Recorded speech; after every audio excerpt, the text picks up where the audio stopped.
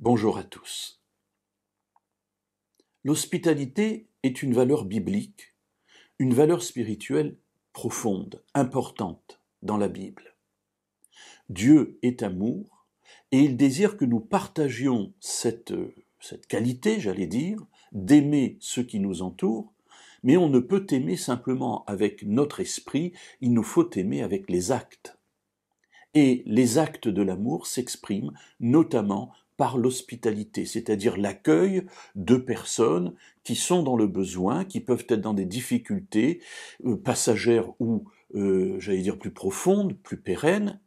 Et puisque j'ai la possibilité de les aider, eh bien Dieu m'encourage à le faire. Dans les territoires bibliques, dans la terre de Canaan, une terre aride dans la plupart des situations, l'hospitalité est encore une valeur d'une qualité encore supérieure, parce que si je manque d'eau ou si je manque de nourriture, eh bien je peux mourir parce que la chaleur est écrasante, parce que les conditions de vie sont difficiles. Ainsi, on nous encourage dans la Bible aussi à recevoir, à accueillir même son ennemi pour lui donner à boire, parce que, eh bien, c'est important de manifester ainsi le respect de la vie. Dans la lettre aux Hébreux, au chapitre 13, et au verset 1 et 2, il est dit « Persévérez dans l'amour fraternel. N'oubliez pas l'hospitalité, car en l'exerçant, quelques-uns à leur insu ont logé des anges. » Alors remarquez ce qui est dit ici et qui confirme ce que je disais tout à l'heure. Persévérez dans l'amour fraternel, ok, aimez-vous les uns les autres, c'est quelque chose que Jésus a dit, que les apôtres ont dit.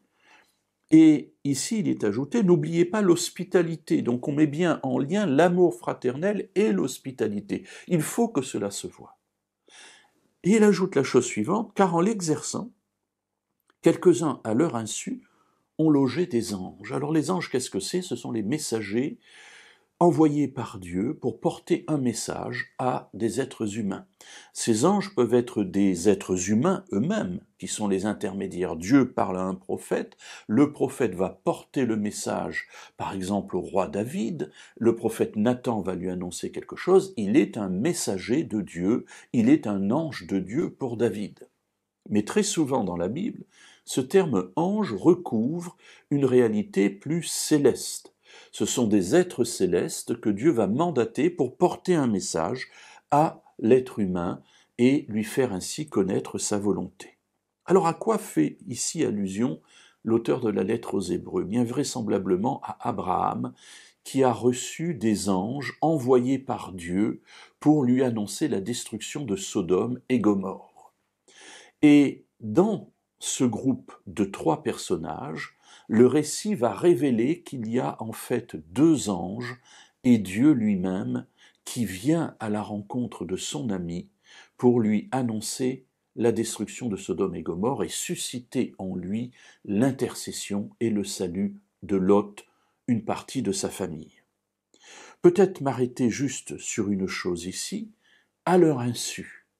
Cela veut dire que lorsque l'on reçoit des personnes qui viennent à nous et qui sont dans le besoin et qui ont ce besoin d'hospitalité, eh bien parfois Dieu lui-même vient à notre rencontre, soit directement, soit indirectement, parce qu'il veut aussi nous faire connaître par là même sa volonté.